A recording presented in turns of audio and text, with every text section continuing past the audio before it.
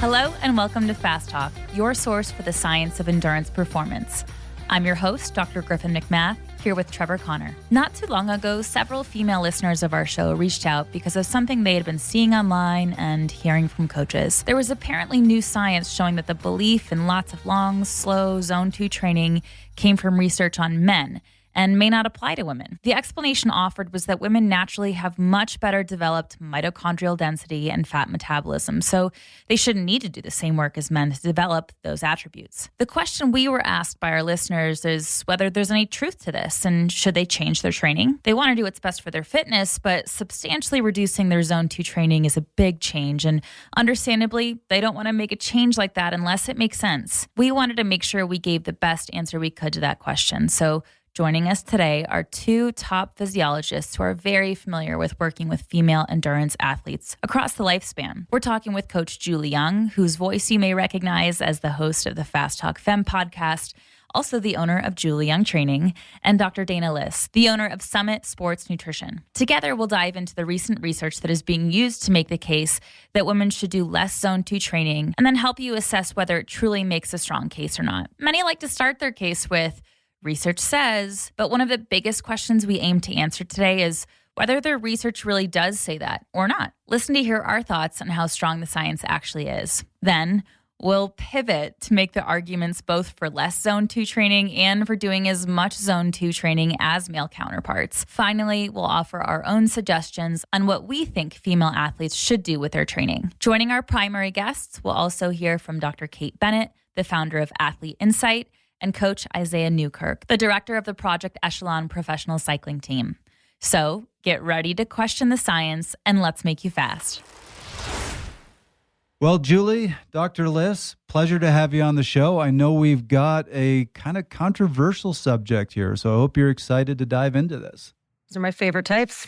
Yeah, definitely. Good. Well, the topic on hand is whether women need Zone 2 training. I think it's an important question. It has been challenged. Obviously, there are a lot of high-level women endurance athletes out there who are doing a lot of long, slow. And it's been raised the question of whether, hey, that works for men, but does that actually really work for women? And there does seem to be some science saying, actually, that might not apply to women. So we're going to dive into this. But I guess the place to start, just let's get right back to the basics. How would you define Zone 2 training and what are the perceived benefits to it? I guess it depends, like if you're going off of heart rate or power in terms of kind of dialing in that intensity. But, you know, in terms of if you're going off like threshold, which has kind of become a common marker for like devising the different training zones, you know, for heart rate, I think it's like 69 to 83% of that threshold. And for the power, it's 55 to, I believe, 70 or 56 to 75, something like that. But I think generally just, you know, that intensity where it's super comfortable, there's not a lot of stress, you know, lungs, legs, it's something you could do forever, just that cruise type intensity. I think the standard benefits, it's just kind of to me where you're developing your foundation to be able to do the harder work, like in terms of the physiology and metabolism and just developing that durability for the long season ahead. I think just like some specific things, it's where we're developing that mitochondrial density, the capillary density, also developing those shuttles, which will transport the lactate from those fast twitch fibers into that slow twitch that can then consume that as an energy source. So that's kind of my basic. I don't know, does anybody have anything else to add? So the only other thing I'll add to that is the other perceived very large benefit of this type of training is it improves your ability to use fat for fuel as opposed to carbohydrates. So it's carbohydrate sparing. We don't have a lot of carbs in our muscles, so we want to save those when we're doing harder, more intense work, where our fat stores are somewhat unlimited. So the higher intensity we can go where we're relying exclusively on fat, the better, the fitter we are. Dr. Liss, anything you want to add to that? Yeah, I think just one thing I always look at when I'm working with coaches and riders, I always look at, you know, exactly what the training design, what the goal of a training session, each sort of micro to macro cycle goals in terms of training adaptations. And, if I'm looking at a program that Julie's doing, for example, and she has, zone 2 programmed in and periodized in, I'm always looking at, what's the goal? What are the training adaptations? What are the performance determinants of this rider's sport, whether it's mountain biking or road cycling? And then what are the nutrition strategies that underpin those adaptations? So, that are going to maximize those adaptations. So I think the question I always ask too when I'm looking at a training program is, it's not just black or white, what's best for females or males or whatever. It's, in a way, what are the performance determinants of a sport? And what level is that athlete as well in terms of development? Well, let's dive into the argument that's being made, which is women don't need zone 2 training, or they don't need a lot of it. I shouldn't take it to that extreme. The people who have been saying this aren't saying no zone 2. They're just saying need a lot less than what's been recommended, because the recommendations are based more on what men need. And it seems like there's been 2 arguments that have been made for why women don't need nearly as much zone 2. One is they have much better ability to already burn fat for fuel and to spare carbohydrates. So not really something that women need to train. Another more recent explanation, you were talking about lactate transporters.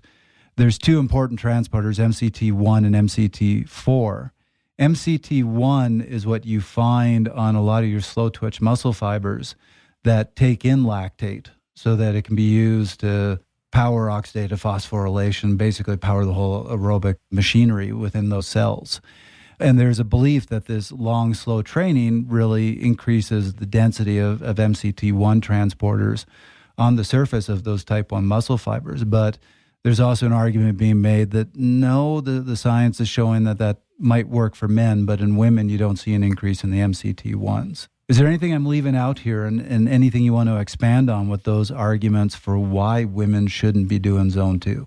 Yeah, I think a couple of the other just general arguments that are more theoretical in backing is one has to just do also with the presence of higher estrogen levels, and theoretically some beliefs around estrogen improving mitochondrial efficiency and reducing muscle damage, which could theoretically speed up recovery, and that women have, again, like just already, as you mentioned, like better lactate clearance.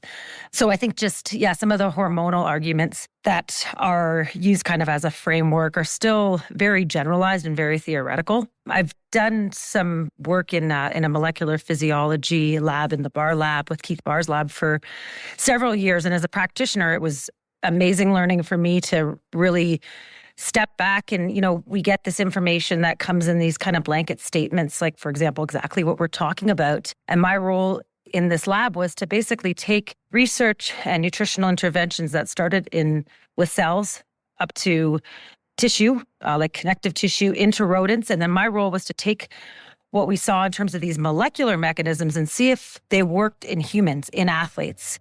So I think a lot of times when we base these blanket recommendations and exercise recommendations on wide human populations based on molecular mechanisms, I think that's a massive, massive jump. Even when it has to do with factors that we're pretty confident in, like estrogen. We've measured estrogen in females over months and months, and there's huge variability. Not everyone follows this exact trend in terms of the extremes that we see in the peaks and valleys with progesterone and estrogen. So I think just being careful when we're making those massive assumptions.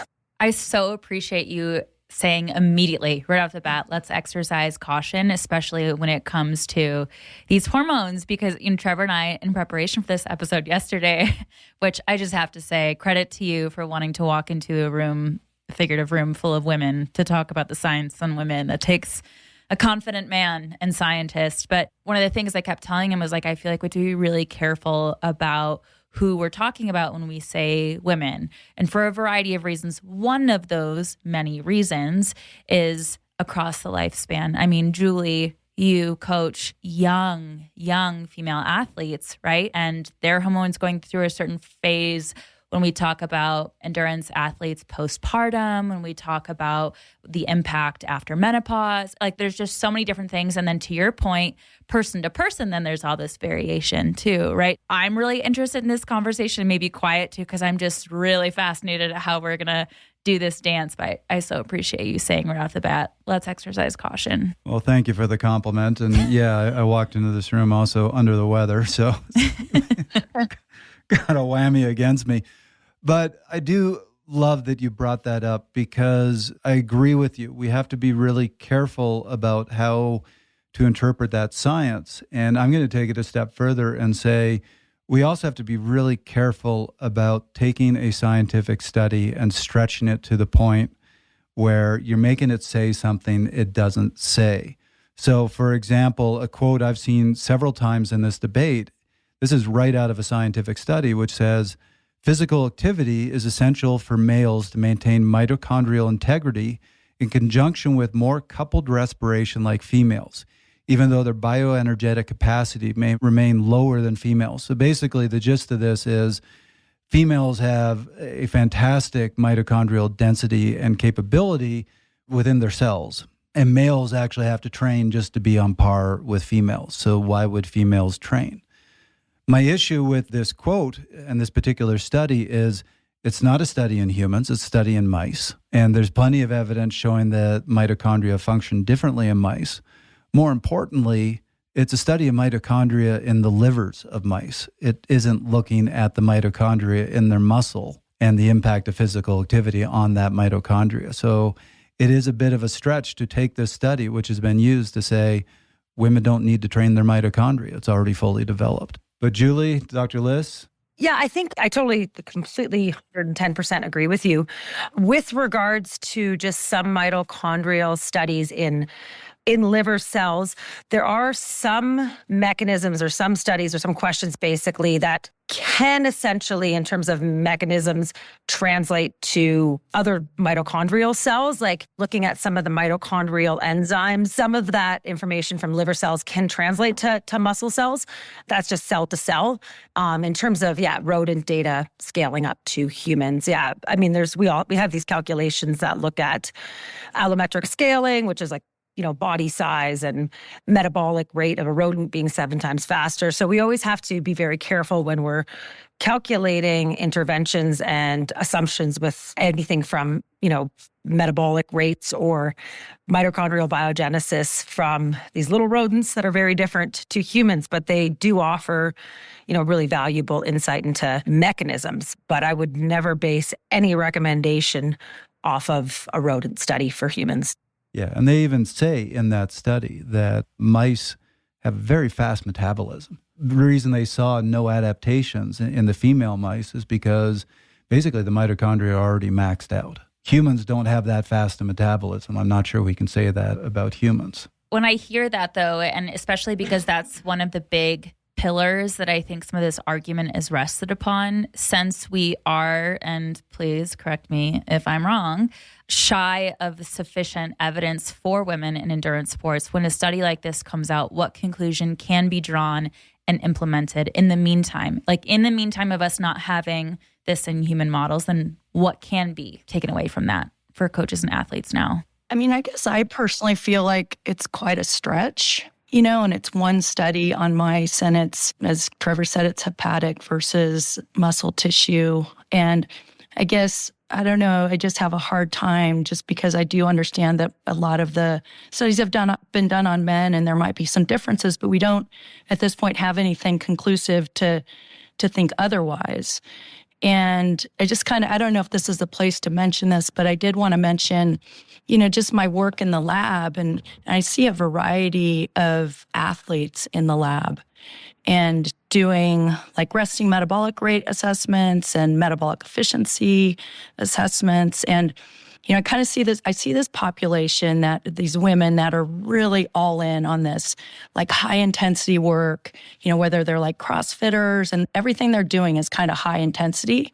And they're doing very little kind of aerobic zone 2 type work. And this is, it's a generalization, but it seems like it's a pattern. These women come in, they do these resting metabolic rate assessments, and they have high respiratory quotients, meaning like a high, like they're burning quite a bit of fat, and here they are fasted, 12-hour fast, no activity, and burning quite a bit of carbs. with that high respiratory quotient. So I don't know, this thing that it's just a given that women are really good at burning fats. I just and again, I see that also in these metabolic efficiency assessments where we have the athletes, kind of fueled appropriately, but doing kind of a lower intensity and gradually increasing that and watching that respiratory exchange ratio. Again, that, understanding the kind of substrate they're burning, carbs or fats, and understanding the percentages of that. And again, I see these women that, maybe they fudge on their zone 2, maybe they're not as disciplined as they should be, not doing quite as much, and they have a high respiratory exchange ratio, meaning burning quite a bit of carbs at a low intensity.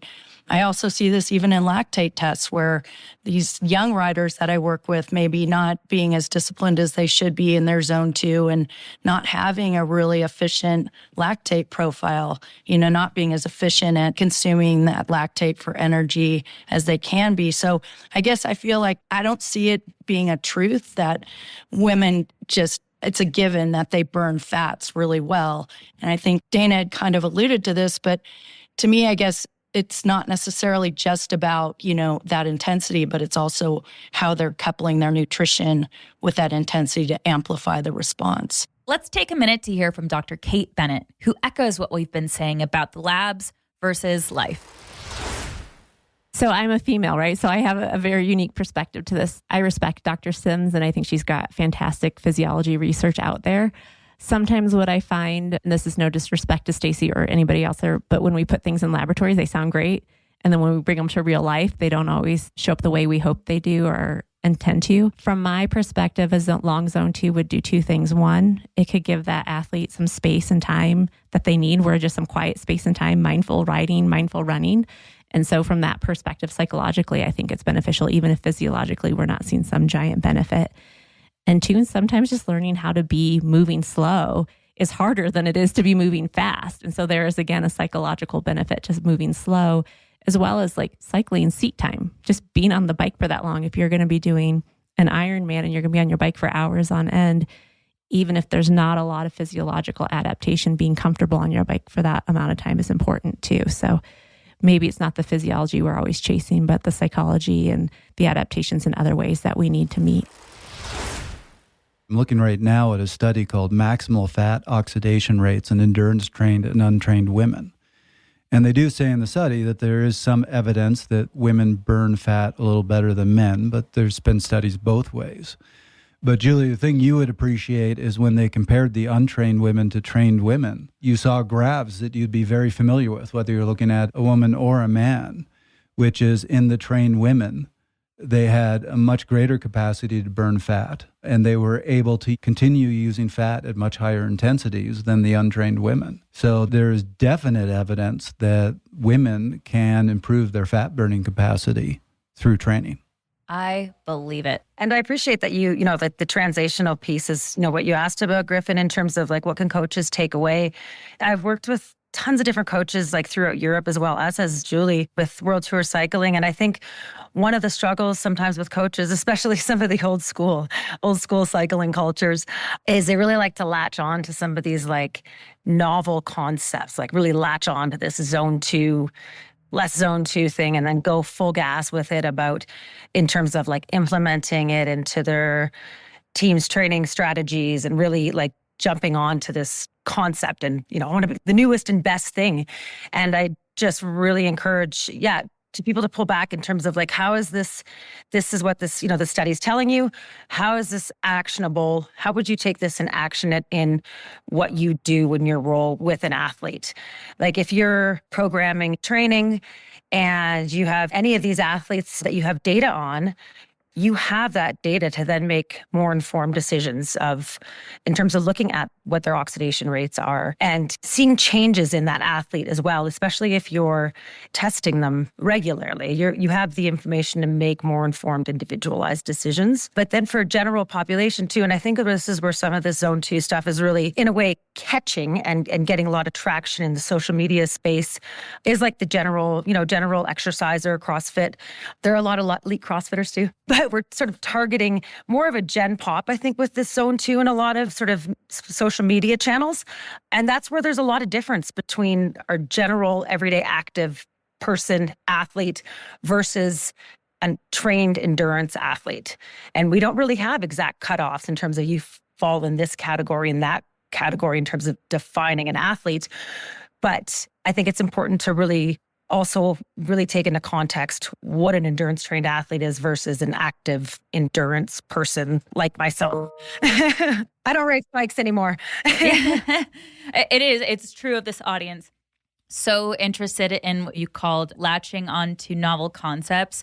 There's a reason on this podcast we've had so many episodes about talking about cutting edge science or technology, because it feels like you got to put a governor on it with this audience. Like, okay, we know you're excited about it. That does not mean you need to drop $2,000 and immediately change your personality when it comes to training because of this one thing that comes out. And that's why, I asked this question. In science and in healthcare, a study like what Trevor mentioned with mice comes out.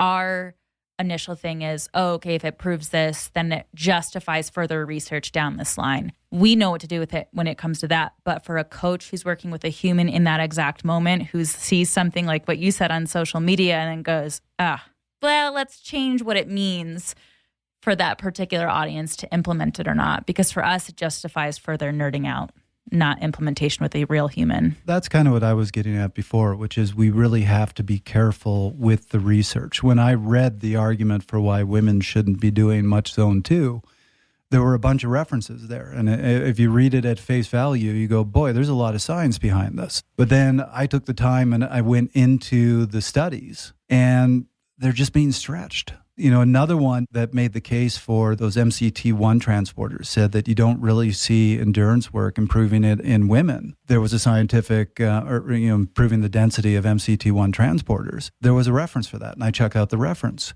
That study was in weightlifting. And you go, how can you make a statement about endurance sports, long, slow training on a study that came out of weight training? It's completely different. So again, it got stretched a bit. And where I'm extraordinarily sympathetic is, and I think this is the really valid criticism, is the research hasn't been done and it does need to be done. So I did a hunt for any sort of research I could find on mitochondria in the skeletal muscles of women, on MCT1 in women, these various sides of the physiology in women. And those couple studies that were being cited just kept coming up again because they're the only studies. But I think that's where we need to say, we just don't know. The research needs to be done. We need to do the research on women, but it hasn't been done yet. So we really can't say anything one way or the other because the research isn't there yet. I think that's, to me, what needs to be said right now. But that doesn't catch on social media. That doesn't make you money. I'll admit, too, that sometimes hearing that is so unsatisfying, or it almost feels like, well, that's a lazy thing, or maybe you don't have the same sense of urgency that I have for women to have just as much access to this information, where it's like, no, actually, by saying no, we don't have enough information to draw this conclusion. We're doing our due diligence because we know this population has had a lot of crap happen to them historically with recommendations. So it's not a lack of urgency. It's not a lack of prioritization or dismissing something. It's saying, actually, let's do the same due diligence we would give to any other population and be careful about the conclusions we're drawing. Which actually, I think is an important question for the audience to understand, is when we're talking about this, is the scope of potential impact of just taking those, to what Julie said, like allowing that stretch of logic? Are we talking about something that could lead to harm or just not optimal performance? Where's the scope of impact? What direction could that involve? I personally think at this point, like taking something like that and implementing it is almost more harmful. And I guess I've felt this way kind of across the board with this movement of, staking that claim that women are different than men. And I guess generally for me, it just feels like jumping the gun on science for like commercial purposes. But I do feel like, whether it's stating kind of this big claim that fasting's bad for women, and it's like, well, what constitutes fasting? Because and then I believe that claim was also based on a study of immature mice using a really aggressive fasting protocol. So anyway, I just think generally like what I found, and then also just, kind of manipulating the training around the menstrual cycle. And I totally understand like everybody's individual. Some people have really lousy menstrual cycles, and that might be great. Those times they're just feeling lousy, like do that. But I just feel like generally we're kind of gypping women. We're like at this point in terms of what we know, best practices for training, like we're really neglecting the training principles. And I just feel like we're not training them to our best ability if we're going to kind of go like grab onto this one study on mice on hepatic mitochondria. With the menstrual cycle and hormonal piece, I think that's something that I really want to stress to females and female athletes, because I've had athletes and quite a few that have started focusing so much on their menstrual cycle and their potential individual hormone fluctuations and the symptoms and side effects they've been told that they're supposed to have at these various phases in their menstrual cycle, that they forget to race their bikes and then also fall back on where they are in their menstrual cycle as a reason for why they did not race well that day, when really we know it was 6 other factors. They were underfueled or whatever. And I just think like I really do agree with Julie that some of these blanket recommendations are harmful. And they're doing more of a disservice rather than empowering females to really take it like an individualized approach to their training and nutrition. It's actually, a lot of it is actually introducing unnecessary risk and doing a disservice. It's so interesting too, right? About the idea of training to your cycle is, in one way, that's like such a romantic idea of like, oh, all of life can follow my cycle. But you know what? A race day does not check in and say, is this a good date for you? Are you just good with that day? Are you good? Can we all sync on the same cycle, please, so that this is optimal? Like that life and training plans do not work that way. So if we only were to train to our cycle, to your point about neglecting the actual bike, it neglects all of these other factors, and that life does not stop for a woman's cycle. I mean, first off, no. Wait, secondly, you don't actually like get a cycle. Yeah, or you may not menstruate or whatever the thing is. So if we were just so, bowed down always to our cycle, then it does not understand how we can mitigate other factors or how we can actually participate in the season the same way alongside everyone else. I totally agree with you guys. I mean, I think that's one thing for me as a coach. Like, we know how there's such a huge psychological component to performing. And I think when these racers, these athletes are told like, yeah, you're bowing down to your menstrual cycle and you don't have control and it has control over you, but you don't have control over your race calendar, and I think it's far better, Griffin, as you and Dana said, like empower that athlete, like give that athlete the tools that they can mitigate and deal with those situations. And, again, like kind of back to these studies, like the studies I've seen, like there isn't a performance difference. I mean, the sensations might not feel that great, but physiologically there isn't really an impact on that performance based on like that hormonal. I think we're just so much more capable than we give ourselves credit just to kind of buck up and rise to the occasion. And how empowering to have a coach like you, Julie. Oh my gosh, if I'd had a coach like you around that age and been like, yes, I'm ovulating or I'm at this, like I'm PMSing at this particular point in my cycle, and to get a pep talk from you of like, hey, been there. This is how to manage this, aspect of training. Occasionally, I take the day off because stuff just sucks, sure.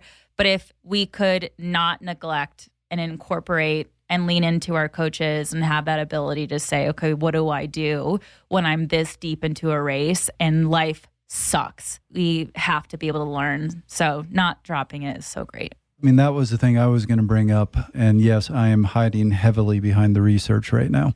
Probably the best study that I found was a very recent review called The Effect of Exercise Training on Mitochondrial and Capillary Growth in Human Skeletal Muscle. So this is really what we're getting at. And it's a systematic review and meta-regression. So, Dr. Liss, you'll appreciate this. Your jaw's going to drop. It was a meta-analysis, and they used 353 studies. Can you imagine pulling all that data together? Several years of work. Who were the grad students who put that work in? Oh, these poor people. I read that. Grad students. So 5,973 participants in this. It is a great review. It's worth reading just in general because it has some really good information in it.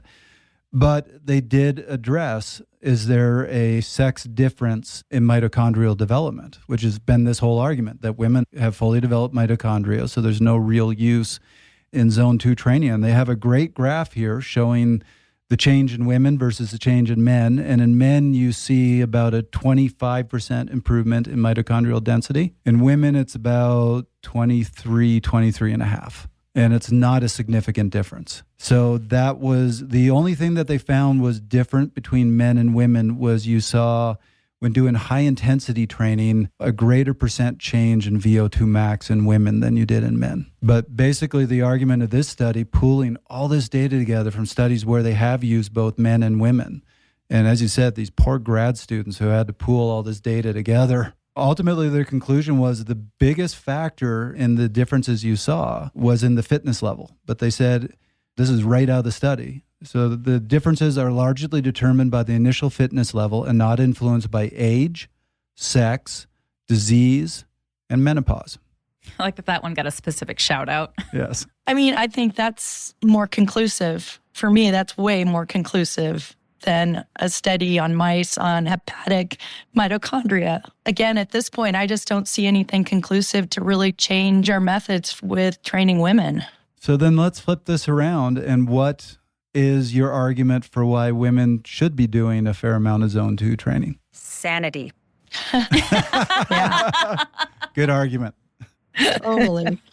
It's so true. For the peace of the world and the well-being of the people closest to me. I think one thing that I always keep in mind with the training is, I'm pretty sensitive to this, is keeping that balance of, understanding that it takes quite a bit of volume to get those adaptations with the zone 2, but also understanding that you need just a finite amount of that high intensity work and that there really is a tipping point, like over however people want to say it, 15, 20% of that overall volume of training, we really can start adversely affecting like the autonomic nervous system, the endocrine system, the immune system, all those things that are really just those balancing systems for us. And, sometimes it's hard with athletes because it's not something they can actually tangibly feel, but yet, it's so important. Like I think one of the most important things with athletes is keeping them healthy so they're not missing training. They can stay on that trajectory versus kind of these dips due to illness. So to me, when I'm doing training, I'm always very mindful of that. Like we don't need more of this high intensity. It's like kind of finding this balance point. But I also think like there are so many other benefits. And Trevor, we've talked a lot about this. Like I think sometimes with training, we can get really fixated on the physiologic, metabolic mechanisms, but yet there is such a huge psychological, like mental component to training too. And, again, it depends on what kind of athlete we're talking about. Like, are we talking about athletes doing unbound? Well, if you're going to be doing that, like you have to understand what to expect. And I think that is such a huge part of, spending time on the bike, really kind of mentally, physically knowing what to expect, because that will increase confidence going into these events.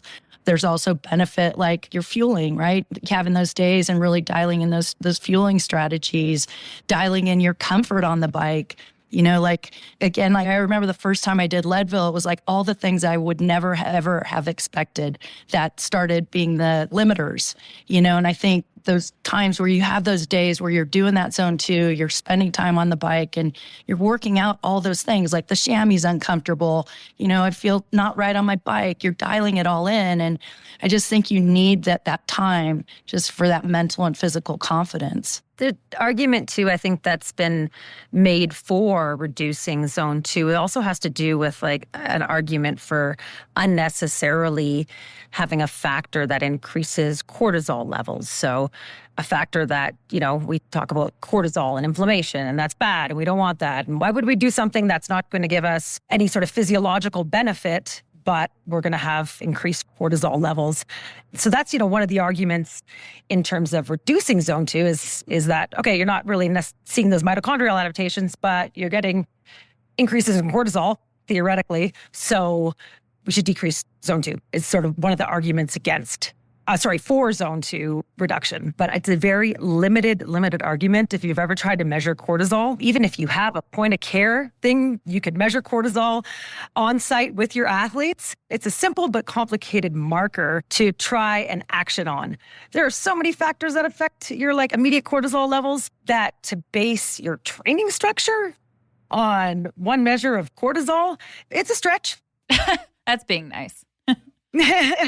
I agree with you. And I think that point made earlier on that, this is true of men and women. We can only handle so much intensity before we start dealing with a lot of autonomic stress that is going to cause all sorts of issues in our bodies. That really, one thing men and women definitely have in common is we need to keep the amount of intensity we do limited. And I will, going back to that huge meta-analysis I was telling you about, the one thing I didn't mention from it is they said really the biggest factor.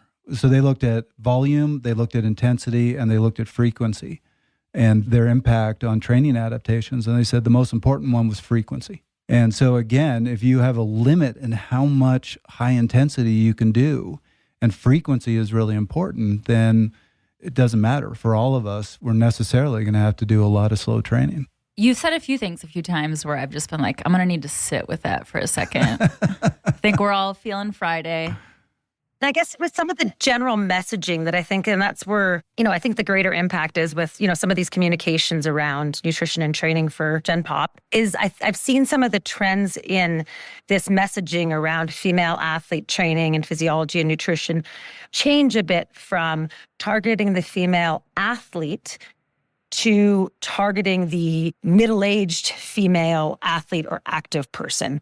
And so I think that's also just a context that it's important for people to kind of sift out a bit too, is we're seeing this information online or wherever, but the target audience has, from somebody sort of watching this evolution of this communication for female athletes change, the target audience has changed as the claims have become challenged with real evidence or lack thereof. No, I have to sit with that one. That's a good point. And I guess what I'm trying to say is some of these claims around female athletes must train like this because of X, Y, and Z and these molecular adaptations. And, we all got on, a lot of people got on this and I can't do this on this day because I'm not going to actually see muscular training adaptations because I'm on day 21 of my cycle or whatever. And I think that was kind of popular for a bit. And then once more of the science was better communicated around female athletes and whether it's training in accordance with your cycle or not, I think that kind of dissipated when the sort of social media concepts were overcome with more research. But now I see with this zone 2 piece, what's happening sort of with communications is as people are starting to question, the blanket recommendations, the proponents of this are sort of targeting their recommendations more towards not necessarily female athletes and younger female athletes, but more towards female athletes that are experiencing some of the changes that happen with perimenopause and menopause, and sort of changing that target audience a bit too, which in a way adds a whole nother layer of complication. But I'm going to go back to something you said earlier because you just reminded me of it, and I think it was such a great point that we got to be careful about kind of getting our nose into looking at molecular pathways and saying that gives the conclusion. Because I do think that's part of what's going on when they're talking about women shouldn't train at this point in their cycle or talk about the different effects. We're often looking at, well, it has this particular effect on this particular pathway. But I think of an episode we did not all that long ago with Dr. Egan, where here's another review for you.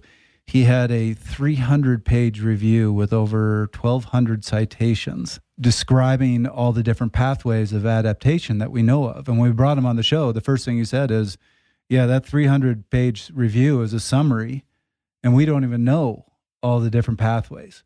And he made the point of we get a little too simplistic. We go, it's all about the PGC1 alpha pathway. So if something impacts that, it's a benefit. And if it doesn't impact that, then there's no gains to be had here. But he goes, we really focus on that one just because we've done a ton of research on it. There are a bunch of others that impact our endurance adaptations and a lot that we don't know about. And so I think it's the same thing where you say, oh, well, when you're in this phase of your cycle, this particular pathway is impacted, so training it has no benefit, I think is looking at it too simplistically, where there's many other pathways involved where you might actually get adaptations. You can't really say this for certain. So I think it's something we do have to be careful about. Absolutely. And I think too, just we look to the experts in different fields, whoever we see as those experts. And that's something I think I kind of learned as like working with some of the leading molecular physiologists, is just being able to sit back and observe how somebody who's really fixated on that specific area of research, how they then translate that to the media or to practitioners. And it was a good learning experience in terms of like, we just kind of take for face value sometimes what some of these experts will say. But I think just taking a step back and really try to filter out some of the biases that even the best researchers in the world may not mean to communicate, but just inadvertently do, because they're very fixated on this specific area of research. And that's where I think, you get that, you find that nice match between practitioner and researcher. And that's where, the best communications kind of come out from to the general public and athletes and coaches, et cetera. Curious and passionate does not a great communicator make necessarily. And I think that's, if we've learned anything from social media, people who are sharing their curiosities or something they're really excited that they read, very passionate about helping a particular population, like people who've, shared this particular belief. Ultimately, they're doing it because they're passionate about women, taking care of women and doing those things. I just think even if science eventually says, hey, this is the truth, then I just hope the way that we get there is sound. And I think that, to me, is the thing I keep hearing over and over in different ways from each of you too, is, yeah, but the methods or like this particular detail. And until we get there, do not start making this, claim. Well, this goes back to, Julie, this is why it's great that you have the in-lab experience and see what actually does impact people. And this is why we actually need to do the research, because we can sit here and I can go, well, we do see improvements in fat burning. And, that's one particular pathway. And one of you might be sitting there going, but there's no improvements in mitochondria because it's already maxed out. And we can argue this to death. But at the end of the day, you need to do the research and say, hey, they went out and did 10 weeks of training. Did we see improvements? Did we not see improvements? Because, as you said, we're each going down our own rabbit holes and we kind of get fixated on that. But ultimately, doing the research, having people actually do the work and see the impact is going to account for all pathways. You're going to see the true results. I think too, I think it's been said that, and I know Dana, probably you feel this way, but a lot of times practice leads science. And, I think we still, even though, we admire and respect experts, I think still we can learn, like with the nutrition, like all the things, like it's still individual. And I think we really have to be confident in that. We really can. Obviously, we want to sound like principles, but also we can learn for ourselves too. Trevor, to your point, like what's working? Like what are we actually seeing translate into better performance? Because at the end of the day, that's what it's all about. It's not about these values in the lab necessarily. Agreed. And that actually brings up the last study, which I'm going to mention, which was a 4-year study where they looked at the difference in training between male and female professional road cyclists. And this actually kind of goes towards the maybe a little less zone 2. The big difference that they found between men and women was men did more volume and women did a little more intensity. We're not talking huge amounts. It wasn't like the women were doing all intensity and the men were doing all volume. But you just saw women doing a little more intensity and you saw men doing more volume. Were they world tour riders, Trevor? Or? It just says 20 male and 10 female professional cyclists. They didn't give much details beyond that. I just see flags right away. That's a really small sample size. Yes. I mean, Julie has been, I'd say she probably has firsthand experience in terms of like training camps with men's teams and women's teams, et cetera.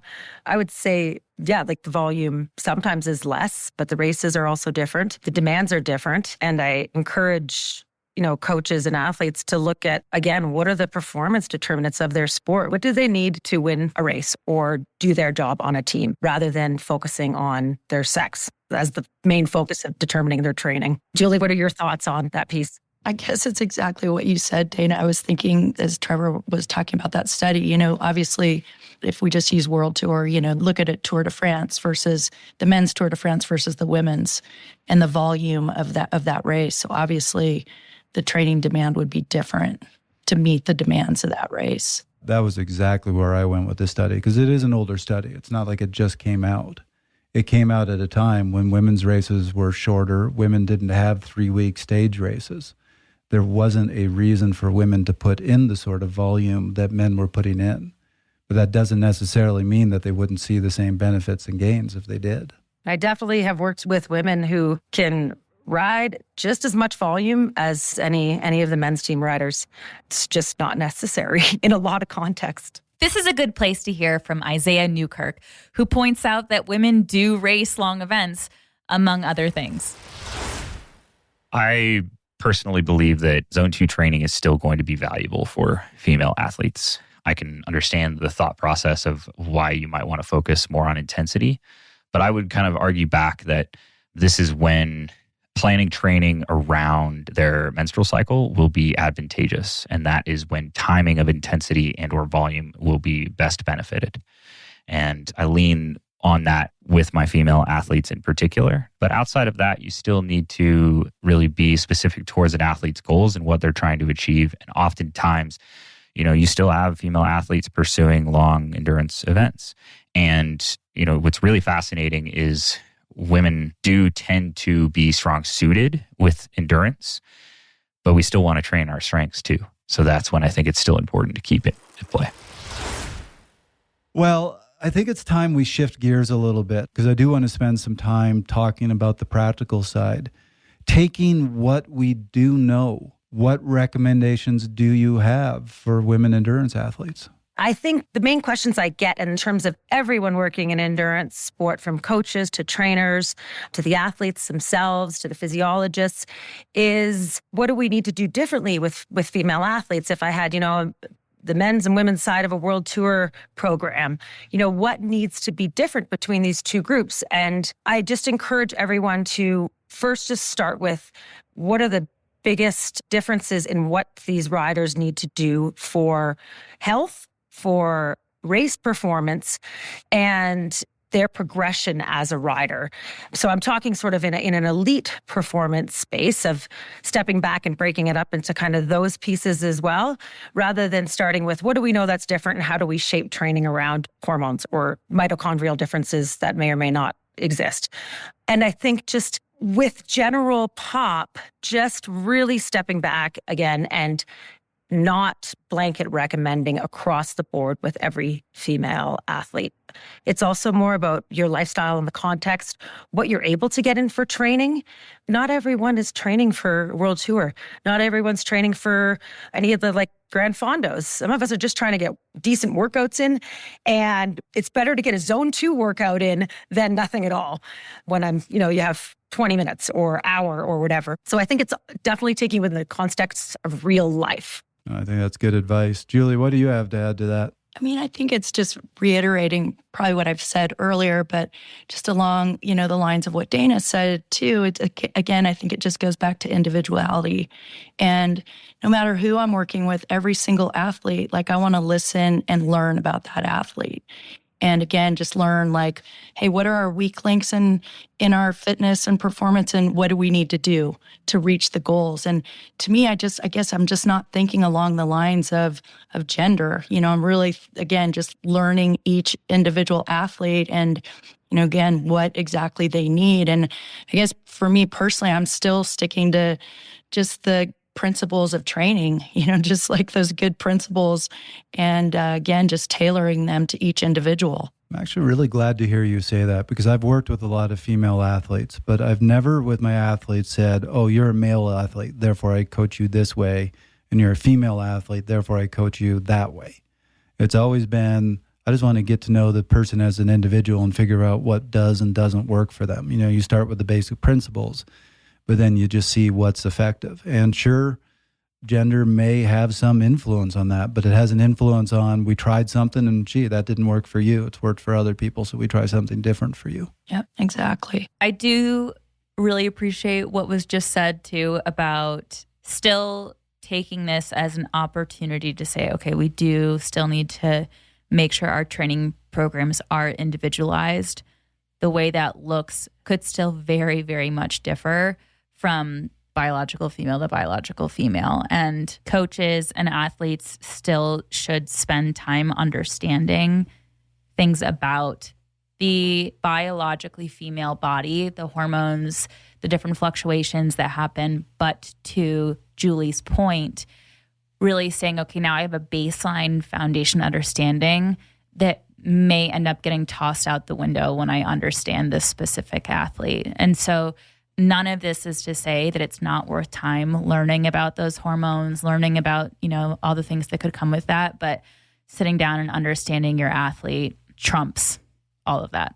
Well, it's been a good conversation. I've actually been looking forward to this. Julie, always fun getting you on the show. And Dr. Liss, it's a joy getting you on to Fast Talk. I know you've been on Fast Talk Femmes a bunch of times. Thanks for having me. I appreciate it. We've enjoyed having you. So I think it's time to round it out.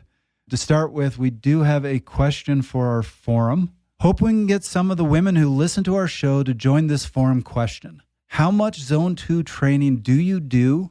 And what have you found most effective for your individual training? So go to our forum. We'll have that question up there. Would love to hear your responses.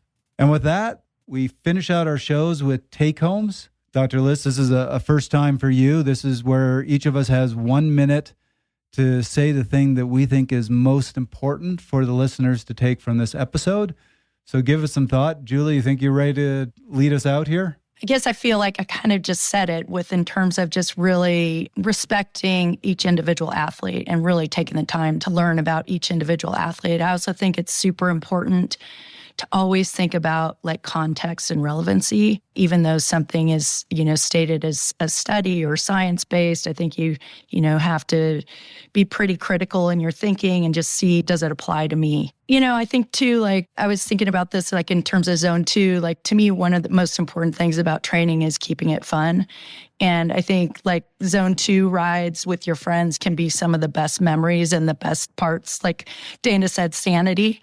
Like to me, that's the sanity. And I think like training is just, it extends mental and physical benefits. So I guess that's my wrap up. I would have no social life and no friends if I didn't do any Zone 2 on my bike. There you go. The only time I socialize. My take home is not necessarily related exactly to Zone 2 training, yes or no, but more of sort of the broader concept piece of just trying to empower people to be scientific skeptics. I think that we get really excited, and it's human nature to really want to get excited about a solution or an idea or the newest and latest way I should train. And generally speaking, if you're hearing something really hot and that's really prescriptive and blanket recommendation, it's probably going to die out in a year or two max. And it's probably not founded in any decent science that you want to make personal decisions around in terms of your training and nutrition and health. Generally, the people with the largest voices and the loudest voices in social media are not the ones in the lab actually doing the work. When I'm in the lab and I don't have time to make lots of social media things, we don't have that much time in a day. So usually someone's got a really loud voice and lots of content. They're probably not the expert in that area, which doesn't mean you don't need to take what they're saying in or not listen to what they're saying, but just be a bit of a scientific skeptic with how much you take that into your life and your decisions. Mine is very similar, so I'll go next, which is there has been a very, very valid criticism that so far most of the research has been done on men.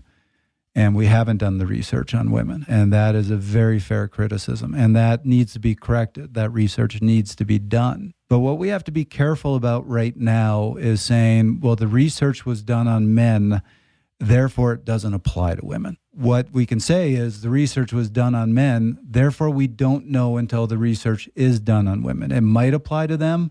It might not. We don't know.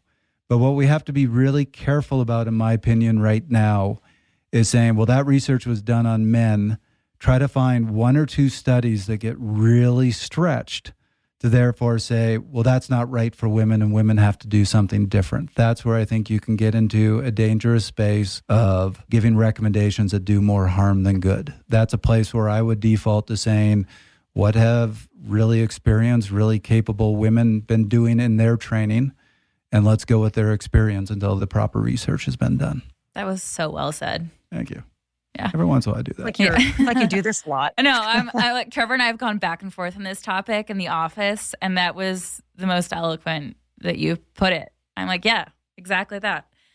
Well, besides copy paste that everything else you've all said, I think something that really struck me, and I think both of you actually talked about this one point, was some of the notes about, hey, some of this research is actually based on strength, not necessarily endurance. And then if we are talking about endurance, how are we defining that? You both said this, so I'm just going to say one of you really pinpointed on the fact that, are you just a fit person who does endurance activities, or are you an endurance athlete? And what does that look like, and how this relates to you? And social media, there's a character limit and captions, and no one reads the fine print, and the flashiest first carousel slide gets the headline. So I think being able to have all of us stop and be curious and go, okay, tell me more. I think that I would love to see conversations go that route rather than the inflammatory, well, that's a load of da-da-da-da-da. And, because then we get lost in the sauce of whether or not the science, and it's like, no, to Trevor's point, we want more science with women as the subjects. We want better science in this area. But rather than getting shut down or launching off, it's saying, okay, tell me more. How is this done? Who does this pertain to? Rather than immediately applying it or getting up in arms. So I really like it. Once again, we have to define endurance, to define the level of athleticism or how this pertains to you. And that's my takeaway. All right, it's about that time. Here's our question for the forum. For the women on our forum, how much Zone 2 training do you do? And what have you found most effective for your training? There we go. Can I add just one more thing? I think just, leaving people with like, yeah, we have to do more science. I think it's also just encouraging that there is a ton of research going on right now in terms of really focused female athlete research. There's a ton of funding, and directly in the US as well, like UK, Europe, but there's a big funding body supporting female athlete research. Dr. Kate Ackerman is leading a huge push there with Boston Children's and Women's Hospital, I think is where her position is, along with like Louise Burke, who's, one of the OGs of sport nutrition, Christy Elliott-Sale. Like, these are a lot of the female researchers who have been leading the charge in this space. And I know they're running a huge study out of the USOC in the next couple months. So there is like a lot of research that is evolving and a lot of funding. So I do think in the next few years, this conversation will be very different. What an encouraging note to end on. Like, you're like, don't complain. We need more science. Let me tell you about who's doing it. And then you just laid out like multiple bad women leading the charge. That's great. And some dudes too. Yeah. And I do think it is important to say, like, we can kind of get critical, but it is great that this conversation has started. And to your point, Dana, it's fueled all this like interest and funding. And another program is Stanford, their FASTER program. Yeah. The translational science, and Dr. Krause. So yeah, a lot of good things happening. The last thing I'd say is, even to the credit of the people who are making the argument that maybe we dissected today, I think the heart being in the right place of women deserve to have da-da-da-da. Like, I can really appreciate the sentiment, and I can really appreciate the attention and focus that they've drawn to female athleticism and what's required. So, even this conversation isn't a bash at anyone specifically making that. It's saying, wow, I'm so glad this conversation is happening. Where's the next part of this conversation? So thanks for having it with us today. Thanks for joining us. And that was another episode of Fast Talk. The thoughts and opinions expressed on Fast Talk are those of the individual. Subscribe to Fast Talk wherever you prefer to find your favorite podcasts. Be sure to leave us a rating and a review. As always, we love your feedback. Join the conversation at forums.fasttalklabs.com or learn from our experts at fasttalklabs.com. You can find us on all your favorite social platforms. For Julie Young, Dr. Dana Liss, Dr. Kate Bennett, Isaiah Newkirk, and Trevor Connor, I'm Dr. Griffin McMath. Thanks for listening.